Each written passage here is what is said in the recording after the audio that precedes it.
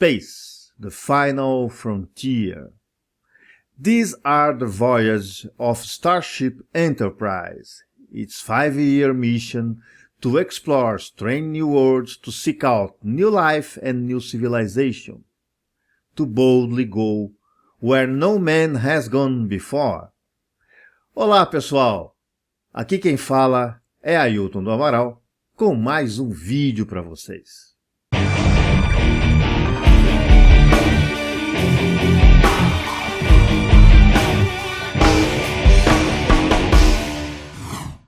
Gente, eu pensei muito em qual seria o assunto do vídeo dessa semana e resolvi fazer umas pequenas mudanças. Eu recebi uma sugestão para falar de um livro e esse livro trouxe aí diversos desdobramentos nesse assunto. Eu vou falar hoje sobre um personagem, talvez um personagem que tenha tanta importância quanto teve Aleister Crowley.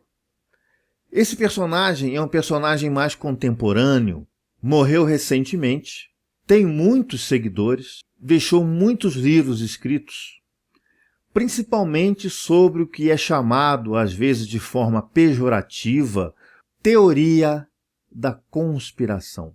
Gente, nós hoje vamos falar de Zecharia Sitchin. Zecharia Sitchin foi um personagem muito importante, foi um pesquisador que fez estudos da civilização suméria e chegou a conclusões não muito, digamos assim, ortodoxas, o que o fez ser uma pessoa bastante polêmica, principalmente no meio acadêmico. Zecharia Sitchin faleceu em 9 de outubro de 2010. Zecharia Sitchin foi o autor de diversos livros e nasceu em 1922 no Azerbaijão. Possui aí milhares de seguidores do mundo afora. Ele se tornou famoso por defender uma teoria que é a teoria dos deuses astronautas.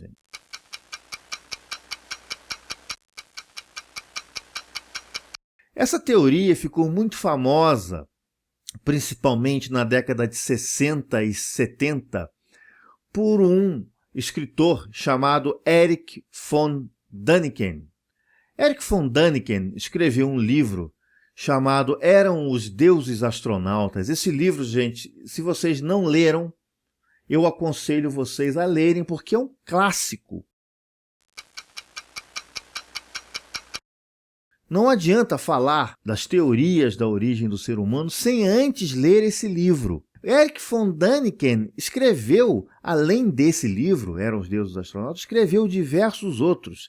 Escreveu um livro chamado Semeadura e Cosmo, escreveu um livro chamado O Ouro dos Deuses, além da sua obra principal, que Eram os Deuses Astronautas. Eu não sei se vocês chegaram a ver os meus vídeos sobre o fim do mundo e o calendário maia, onde existe nesse vídeo uma placa funerária de Pakal Wotan, que foi um dos líderes dos maias.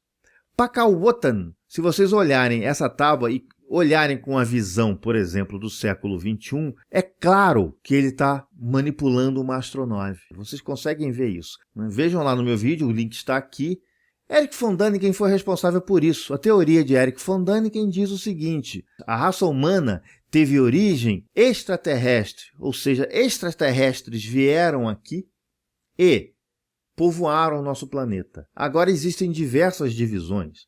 Existe uma divisão que fala: os extraterrestres vieram aqui e popularam o planeta com os próprios extraterrestres. Então nós somos descendentes diretos desses extraterrestres. Existe uma outra teoria dizendo que já existiam seres humanos aqui e que houve um cruzamento, um hibridismo com esses seres humanos, porque esses seres humanos não tinham condições de evoluir e evoluiu graças ao hibridismo, né? Graças ao cruzamento genético dessas duas espécies.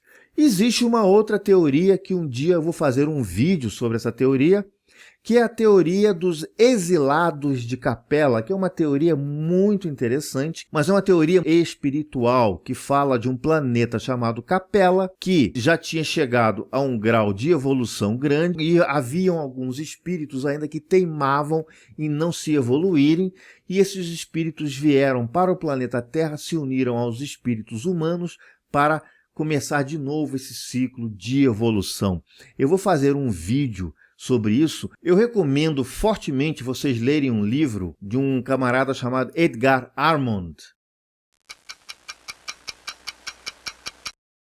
chamado Os Exilados de Capela, para vocês já se prepararem para o meu vídeo.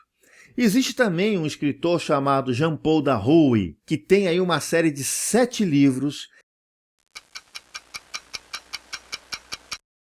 que ele conta toda a história do mundo, conta até a história de Jesus Cristo, baseado na teoria dos exilados de Capela. Muito bom, muito legal. Ele explica quem foi Yahvé. Na realidade, Yahvé foi um exilado de Capela também. Nos comentários eu vou deixar toda a bibliografia dos exilados de Capela e vou deixar também toda a bibliografia do Zecharia Sitchin e toda a bibliografia do Erich von Däniken. Mas como o vídeo aqui é sobre Zecharia Sitchin, vamos falar do que Zecharia Sitchin fez. Na realidade, Zecharia Sitchin defendeu a teoria que a humanidade se originou lá na Suméria, lá na antiga cultura dos sumérios, e essa civilização se chamaria Anunnaki ou Nephilim. Na realidade, essa civilização que se originou lá na Suméria não se originou aqui na Terra. Ela veio de um planeta chamado Nibiru, um planeta do nosso sistema solar que tem uma órbita completamente diferente dos outros planetas. A órbita dele é muito longa, segundo a teoria dele. Esse planeta só chega perto do planeta Terra de tempos em tempos.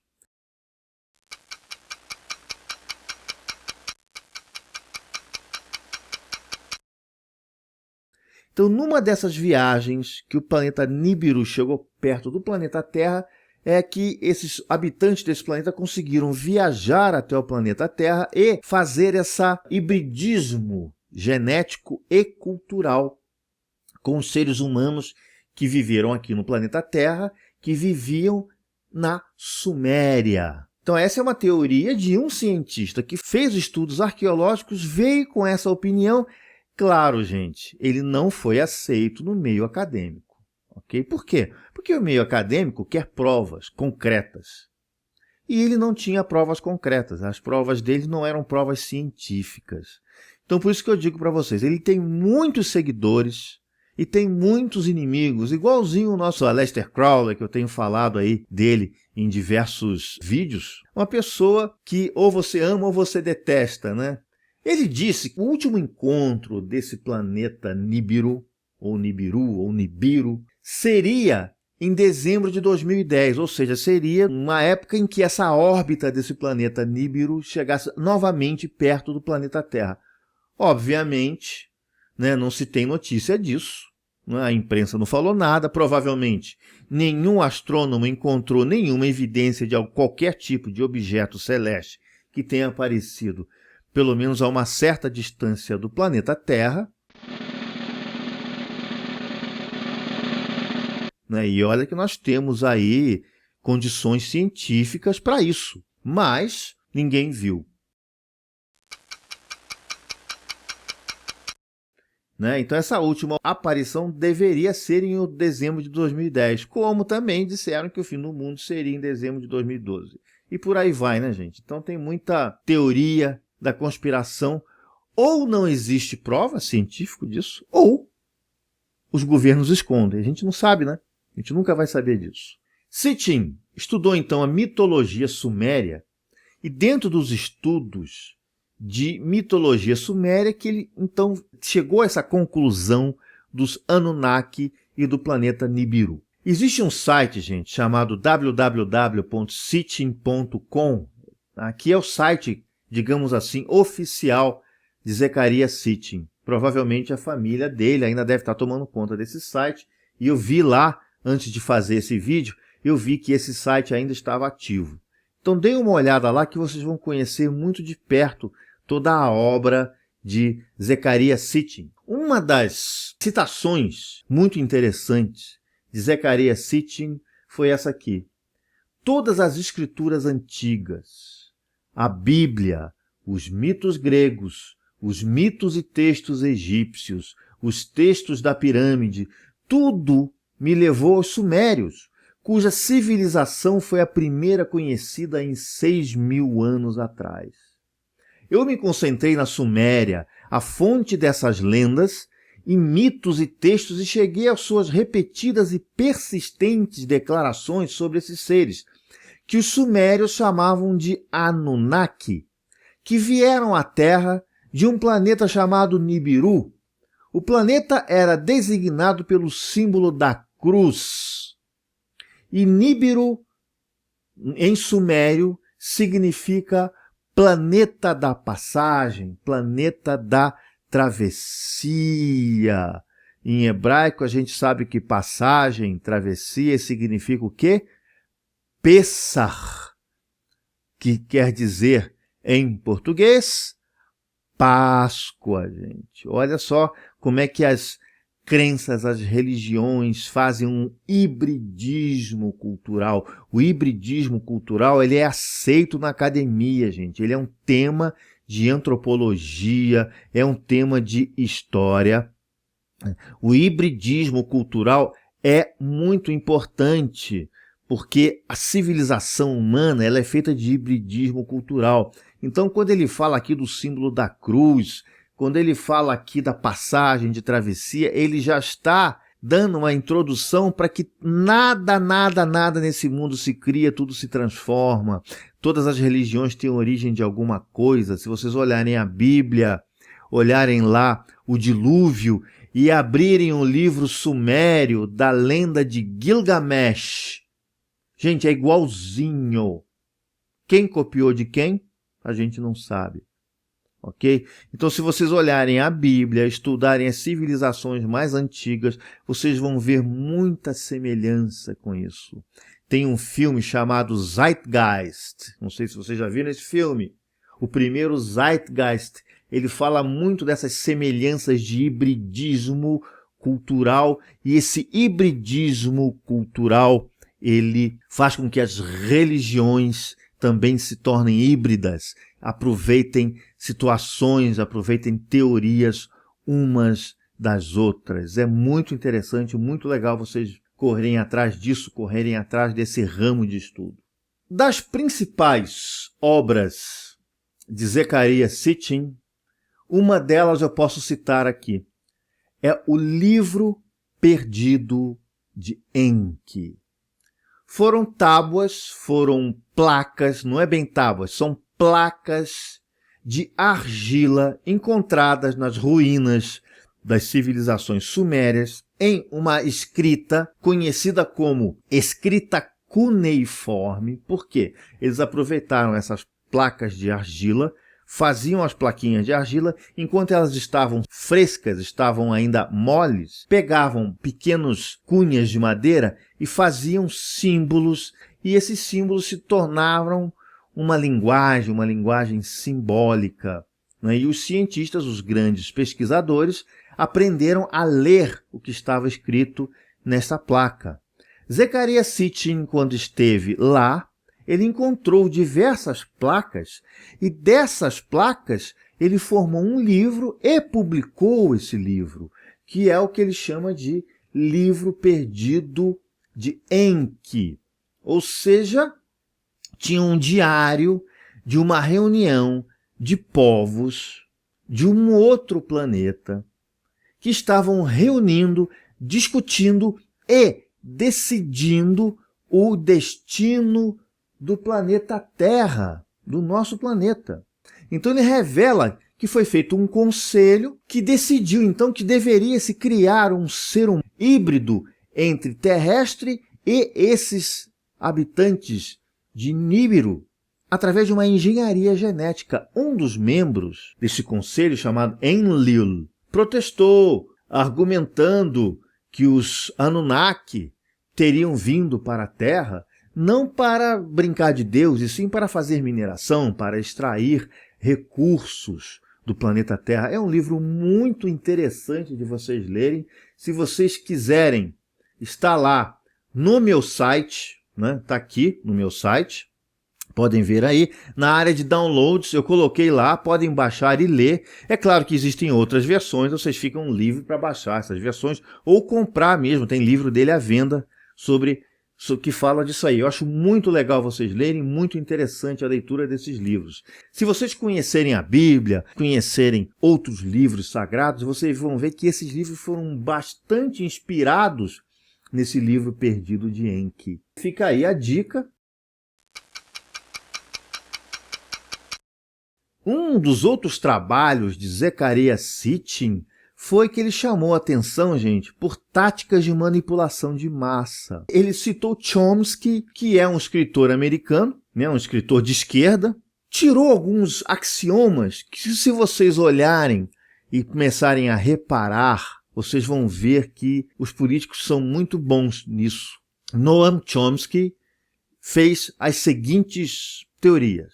A primeira estratégia que os políticos ou os meios de comunicação em massa se utilizam para dominar a população é a estratégia da distração. Ela consiste em desviar a atenção do público dos problemas importantes, das mudanças decididas pelas elites. Gente, como é que a gente faz isso? Criando factoides, criando situações como carnaval. Vocês podem ver que depois do carnaval começam a surgir leis esdrúxulas. A gente começa a tomar conhecimento de certas atitudes que o Congresso toma, porque o povo não estava prestando atenção. Onde é que o povo estava com a cabeça? Lá no samba. Final de Copa do Mundo. Prestem atenção lá na Câmara dos Deputados, do Senado. Vão aprontar alguma. Essa é a chamada tática da distração. Quando criam, por exemplo, grandes factoides, é para esconder uma coisa e aparecer outra. Essa estratégia é muito utilizada por governos. Por exemplo, o governo do PT fez muito essa estratégia. O governo do Fernando Henrique foi também mestre em utilizar essa estratégia. Criar problemas para oferecer soluções. Você piora uma situação, deixa a situação ficar ruim, você chega, resolve essa situação e fala assim, tá vendo? Olha aqui, ó, eu resolvi um problema sério. Isso aí também é uma estratégia pelos políticos, não só do Brasil, tá, gente? Político do mundo inteiro faz isso. Eu estou dando um exemplo do Brasil, por quê? Porque nós estamos no Brasil. Perfeito? E tem a estratégia da gradação, ou seja, fazer com que se aceite uma medida inaceitável. É só aplicar essa medida gradativamente em conta-gotas. Por que que o Brasil paga tanto imposto? Por que que nós somos espoliados pelos impostos? Porque isso foi feito devagarzinho. E existem táticas de dominação feitas por conta-gotas. Então tomem cuidado, por exemplo, com essas atitudes que foram tomadas recentemente na reforma ministerial, na substituição de certos membros de certas áreas. Tomem muito cuidado com isso, gente. Muito, muito, muito cuidado. Uma outra estratégia é a estratégia do deferido, ou seja, gente, para a gente resolver um problema, nós temos que passar por um grande sacrifício. O plano Collor, quando tirou dinheiro de todo mundo. Um outro exemplo, dirigir-se ao público como crianças de baixa idade. Normalmente, todos os canais de televisão do Brasil dirigem-se ao público como se o público tivesse 12 anos.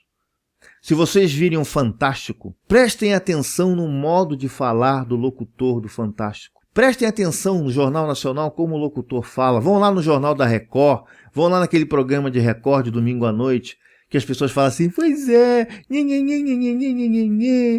você tá vendo? Olha, gente, eles falam como se estivessem falando com crianças de 12 anos. Por que 12 anos? Porque a idade de 12 anos é uma idade que muita coisa fica ainda fixada indelevelmente no nosso cérebro. As pessoas procuram por líderes, procuram por espelho, procuram por uma forma de se espelhar, procuram alguém para admirar. Então vocês podem ver que a maioria dos órgãos de imprensa falam com vocês como se estivesse falando com crianças de 12 anos.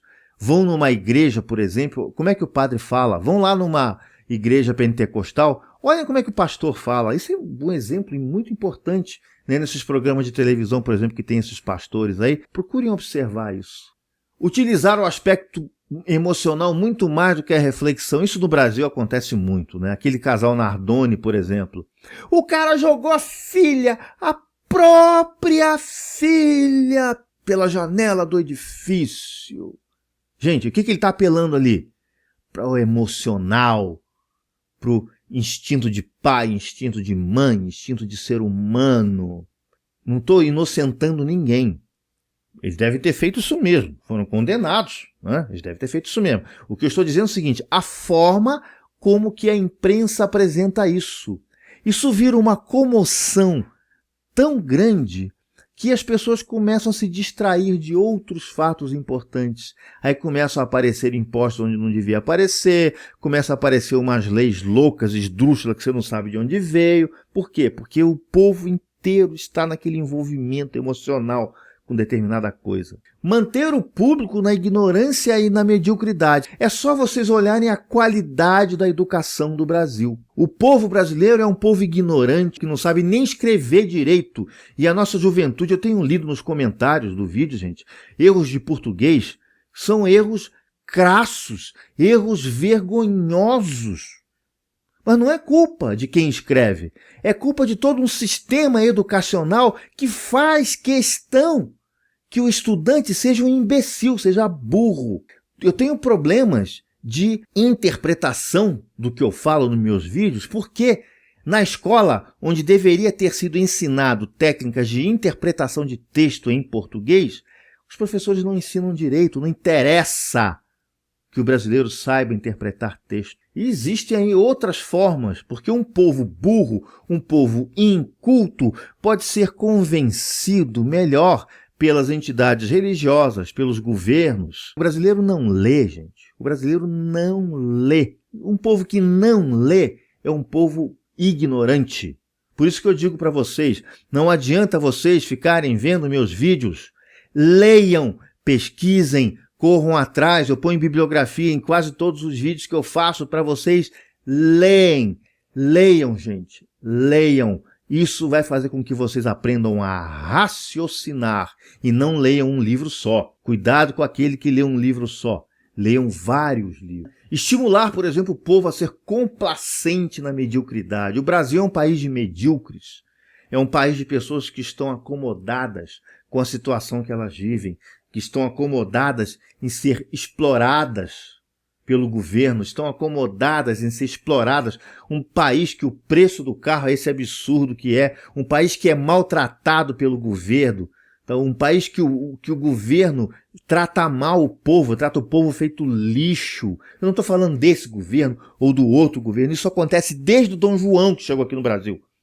Para de ficar, que é culpa do PT, é culpa de não sei o que, não, é culpa de todo mundo. Isso é um negócio antigo. Parem de ficar pensando que as coisas acontecem agora, estão acontecendo agora. Um país que não conhece a sua história é um país que tende a repetir seus erros. E o Brasil é um país que repete os erros. Por quê? Porque não conhece a história. Não conhece. Porque essa corrupção é culpa desse governo que está aí. Gente, o Brasil sempre foi corrupto desde o seu nascimento. Então parem com isso. Vamos procurar criar soluções e não identificar culpados. Que esse é o grande problema do brasileiro. Vamos identificar o culpado e ninguém pensa na solução. Também essa coisa de reforçar a revolta pela autoculpabilidade. A culpa é minha. A culpa é minha. Cuidado com isso, gente. Cuidado. Leiam, prestem atenção, desconfiem de todo mundo que quer convencer vocês de alguma coisa. Os governos nos conhecem melhor do que nós nos conhecemos a nós mesmos. Primeira coisa, gente, você tem que se conhecer. Você se conhecendo, você então passa a conhecer o mundo, porque o governo conhece mais você do que você mesmo. O governo, ele olha para o teu Facebook e faz uma avaliação psicológica de você. Porque o Facebook, gente, é uma ferramenta ótima para teoristas da conspiração, porque tem pessoas ingênuas que põem a vida inteira dentro do Facebook. E para as pessoas que querem nos prejudicar, quanto mais informações a gente der para eles, melhor. Então, privacidade, gente. Privacidade, privacidade. Ok? Porque o governo faz isso. Olha, para a sua segurança, nós vamos encher de câmera as ruas. Para a sua segurança, nós vamos colocar um chip em você, sabe? É tudo para a sua segurança, mas na realidade, eles querem controlar você, saber onde você está. E essa coisa de segurança, se o governo quer, o governo acaba com a violência. Acaba. Qualquer governo, quando quer acabar com a violência, acaba. Você vai na Europa e vê isso, que não tem quase violência. Você vai em qualquer país desenvolvido e o índice de violência é pequeno em comparação com o nosso. Você vai em Israel, a criminalidade lá é quase zero. Você vai dizer, pô, você tá louco? Não, não tô louco, eu vivi 3 anos lá, eu sei o que eu tô falando. Eu não sou nenhum imbecil, eu sei o que eu tô falando. Por quê? Porque se o governo quer, ele acaba com a violência. Por que o governo quer manter a situação de insegurança no Brasil? Porque ele quer manter o poder. Porque ele tirou do cidadão brasileiro o direito de ter armas.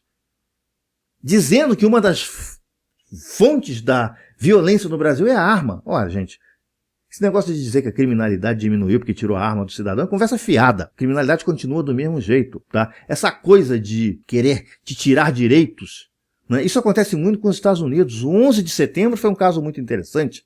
Os americanos agora, que era considerado o país onde os direitos individuais eram mais respeitados, deixaram de ser. Porque existe uma lei agora que, se você está alegando guerra antiterrorista, você tira todo o direito do cidadão. Todo. O cidadão perde todo o direito se alguém alegar que ele está indo contra a segurança nacional. Né? Aí você começa a pensar, poxa, então qual foi o interesse do 11 de setembro? Existiu Osama Bin Laden? Não existiu? Isso é uma pergunta importante para fazer. É uma coisa que vocês têm que pensar. Tá? Cuidado com o que vocês ficam comprando da imprensa. Porque eles querem vender coisas para o interesse deles. Perfeito, gente?